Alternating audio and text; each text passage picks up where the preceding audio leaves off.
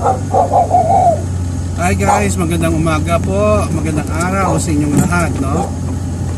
So ito naman po ang kaibigan nyo si Jake. Papunta po tayo ngayon sa trabaho.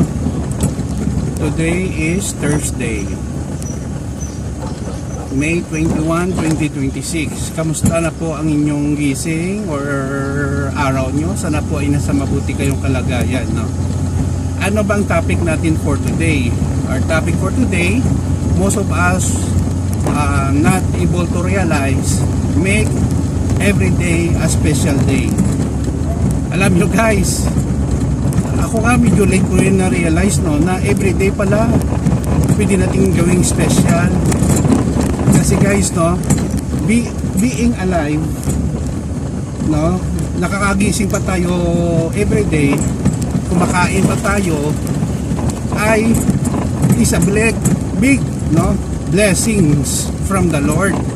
Special po everyday guys, no, para sa akin kasi makikita natin ang ating pamilya, makikita natin ang kapaligiran natin, makikita natin ang mundo.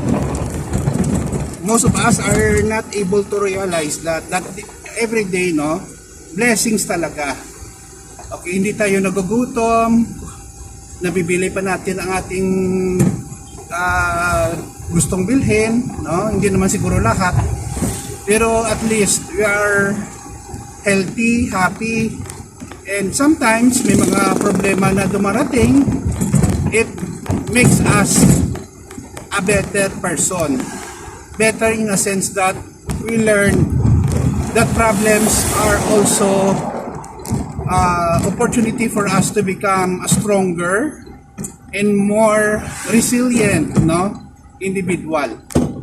So make every day a special day kasi hindi natin alam, bukas wala na tayo pala, or ang mga mahal natin or mga friends natin wala na. Hindi naman literally na namatay silang lahat, pero minsan kasi may mga tao na rin na hindi natin alam, nagbabago ang kanilang mga ugali, parang hindi ka na part ng kanilang friends. So yun lang guys, no, make every day a special day na lang.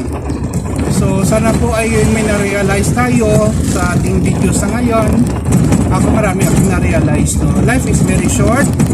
Make every day a special day and then do what makes you happy, no.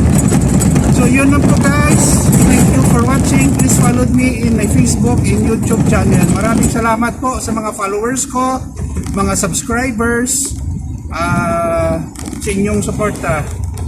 So see you in the next video guys. Bye bye.